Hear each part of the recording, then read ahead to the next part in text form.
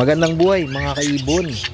For today's video, magbibigay ako ng mga tips at paraan para nga tuloy-tuloy ang pagbe-breed at pag-iitlog ng ating mga alagang parakeets. Mamaya yan pag-uusapan natin pagkatapos ng introng ito.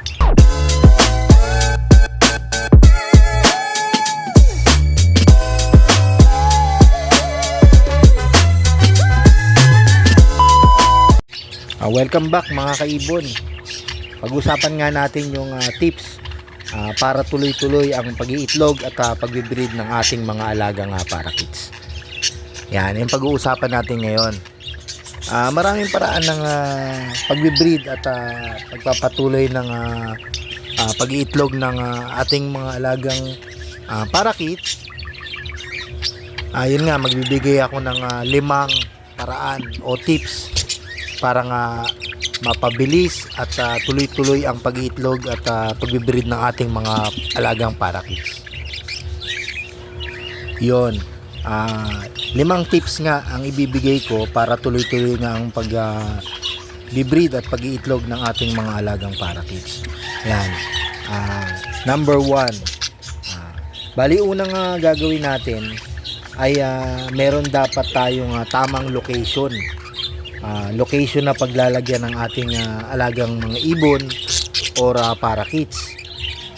Yung sinasabi kong location, yung tamang paglalagyan nila na hindi sila na dadapuan ng mga predator.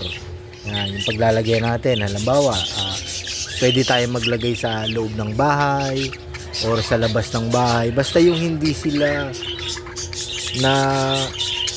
nabubulabog or may mga predator na laging dumadaan, kasi nga siyempre ang pagbe-breed niyan ay matakaw sa sa mata ng mga predator, yun lalong-lalo na yung mga daga, pusa. Yan, kaya ang dapat niyan, tamang location ng paglalagyan nyo, yung lugar na hindi sila makikita ng mga pusa or matatalunan or mapapasok na daga. Yun yung unang-una. Bali yung pangalawa naman ang ibibigay ko ay yung tamang setup. Ayun nga, yung tamang setup ay yung kailangan natin ng cage at nest box.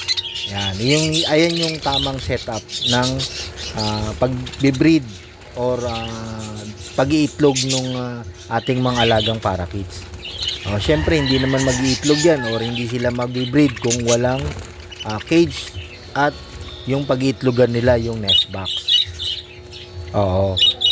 Yun talaga ang tamang setup niyan. Ang tamang setup niyan ay kailangan natin ng double cage or single cage. At may yung kasyang ilagay yung nest box sa loob ng cage. Pero mas maganda nga niyan kung gaang ilalagay nating setup ay yung double cage para nakakalipad-lipad yung mga breeder at nakaka-exercise din sila. Yun yung tamang setup na kailangan natin ng cage at nest box. At ang sukat pala ng nest box na pwede nating ilagay para sa ating parakeets ay ang size na 6x6x10. Yan, saktong-sakto na yung sa kanila yan kung sakaling makapag-itlog sila ng marami. Kasi nga kailangan talaga ng parakeets ng nest box na medyo maluwag na pag-iitlogan at kung sakaling lumaki nga yung mga kanilang mga inakay ay nakakaikot-ikot. Basta 6x6x10 yung nest box, tapos yung cage nyo ay pwede ring double cage or single cage, pero mas maganda kung double cage yan para nakakalipad-lipad sila. Bali ayun yung pangalawang tips na para tuloy-tuloy yung pag-iitlog at pagbe-breed ng ating mga alagang parakeets. Yung tamang setup. Bali yung pangatlo na dapat na gagawin natin or tips at pamamaraan ay yung wag nating bubulabugin. Halimbawa, nasa may itlog na sila. Ayaw ng ating mga alagang parakeets yung nabubulabog. Like kunwari newbie tayo, bago tayo sa pag-aalaga. Syempre naandyan yung excited tayo, lagi nating sisilipin yung cage or dun sa itlogan nila, yung nest box. Ayaw nila yon kasi nga pwede silang hindi mag-itlog or basagin nila yung itlog or ilaglag nila yung itlog nila. At magugulat na lang kayo, wala na yung mga itlog na nakita nyo kasi nga nabulabog dahil nga silip ng silip. Kumbaga kung nasilip nyo na, once lang silipin at wag nyo nang ulitin para hindi sila nabubulabog kasi ayaw nila. Yan, kalimitan yan, stress yung mga ibon na yan, yung parakeets. Konting kaluskus lang, nagugulat yan at pwede nilang mabasag nga yung doon sa loob ng kanilang nest box yung itlog. Basta wag niyo na lang bubulabugin or silipin. Ayun nga yung pwede pa yun yung mabubulabog sila yung pag may mga daga, pusa na tatalunan sila. Yun pa yun. Pwede pang mabulabog sila. Bali ayun yung pangatlo. Tapos yung pang-apat naman na tips ko, para nga tuloy-tuloy yung pag-iitlog at pag-breed ng ating alagang parakeets ay yung pagbibigay natin ng pagkain sa kanila. Bali yun nga, kailangan natin magbigay ng seeds sa kanila kasi ayun nga yung source of energy nila, yung seeds na magbibigay tayo sa umaga. Ako kasi pag magbigay ako niyan 8 o'clock ng umaga, tapos pagdating naman ng hapon 4 o'clock naman ang pagbibigay ko niyan. At kasi naandun nga yung kailangan yung lakas nila na lalo na pag may mga inakay na yan, naandyan yung magsusubo sila at kain lang sila ng kain para nga yung sa inakay nila ay masubuan. Yung ang binibigay ko nga palang seed sa kanila, yung canary seeds. Yan, ang mix niyan ay canary seeds, tapos merong white millet, red millet, black millet.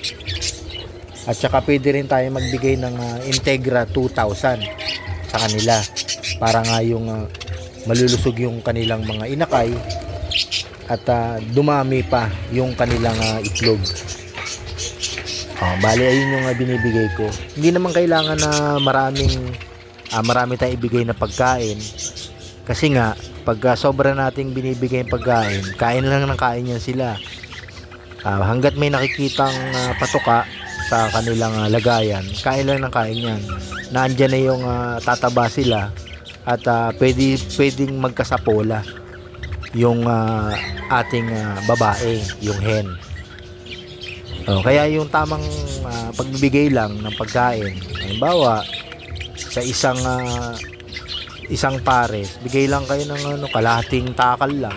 Kung meron kayong takalan, kalahati lang. Tapos pagdating man ng hapon, kalahati uli. Yun yung tamang pagbibigay. Hindi yung kailangan na damihan natin kasi nga meron nga inakay. Yung tama lang kasi meron naman tayong support na Integra 2000. Yun nga yung pagbibigay nga nun para support din sa para si inakay at mabilis nga makapagpalaki nga sa kanila. Bali ayun yung pang-apat, yung pagbibigay natin ng seeds. Yung pang-lima, yung last na tips para nga tuloy-tuloy yung pag-itlog at pag-breed ng ating parakeets ay yung kanilang vitamins. Yan. Kailangan nila yan, vitamins. Siyempre nandyan yung malusog na pangangatawan. Ayun nga, ang binibigay ko ng vitamin sa kanila. Bali itong bibigay ko hindi ito sponsor. Bali ito lang yung ginagamit ko sa aking ibunan ay ang Bitmen Pro at Egg 1000.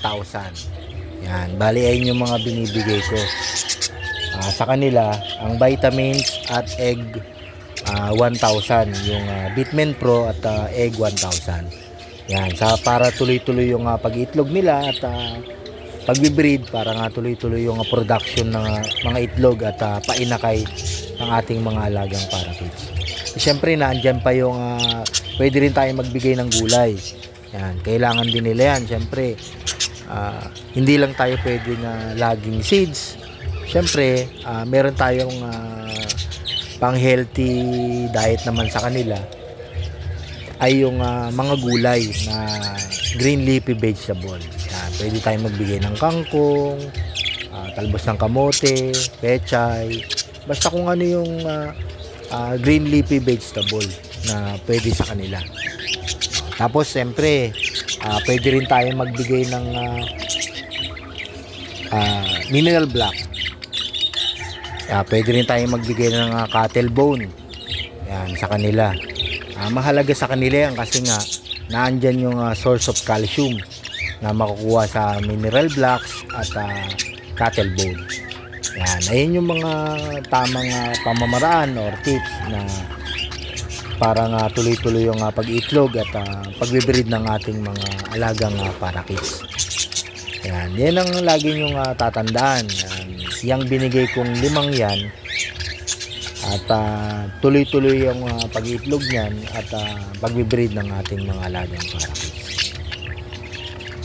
Yun nga mga kaibon, at sana nga ay meron akong naibigay sa inyong konting kaalaman about sa pag-aalaga ng parakeets at kahit anong ibon. At yun nga, tatandaan nyo yung 5 tips na yan.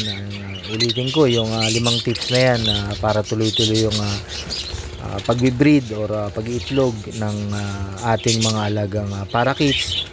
Number 1, yung tamang location, yung location na hindi sila maano ng predator at hindi sila, yun nga, yung isa pa, yung hindi dapat sila nasisinaga ng araw at hindi nauulanan. Halimbawa kung ang location natin ng paglalagyan ay sa labas. Yan. Siyempre, kung na-direct siyang sunlight, pwede nating lagyan ng trapal o bubong yung ating mga cage para hindi sila na-direct sunlight at nauulanan.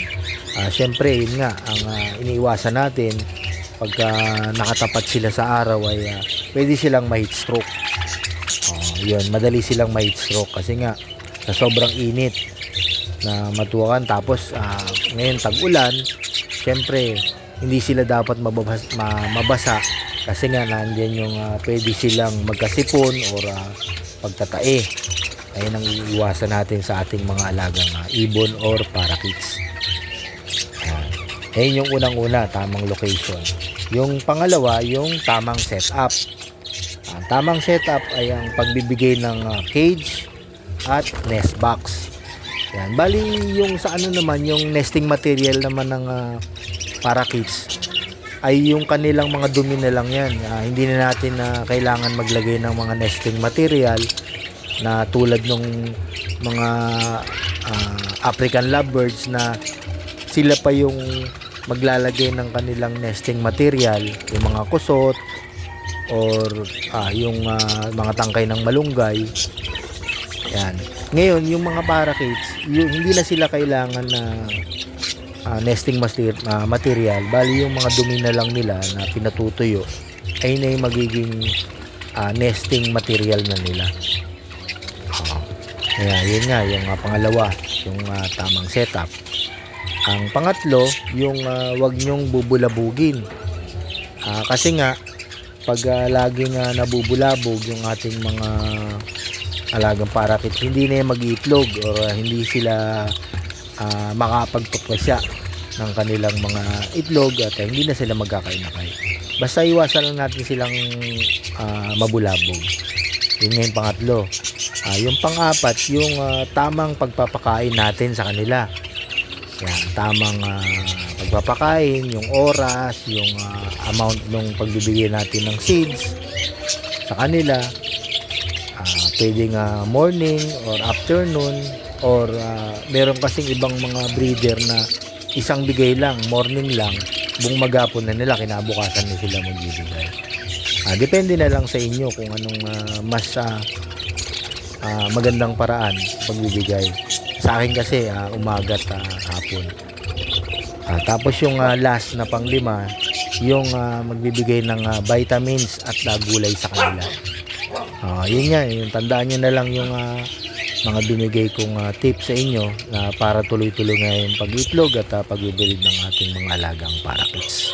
Hanggang dito na lang tayo mga kaibon at maraming salamat po sa inyong panonood at pakikinig sa aking binigay na pamamaraan na patuloy para sa tuloy-tuloy ng pag-itlog at pag-ibrid ng ating mga alagang parakits. Yun nga, sa mga bagong pasok sa aking YouTube channel, ang MBA Lope and Ibieri, pa-like, share, and subscribe na lang po ng aking YouTube channel at pa-click ng notification bell para updated po kayo sa aking mga ina-upload na mga video. Hanggang dito na lang po. Maraming salamat sa inyong panonood. Thanks for watching. Happy viewing. Ibon.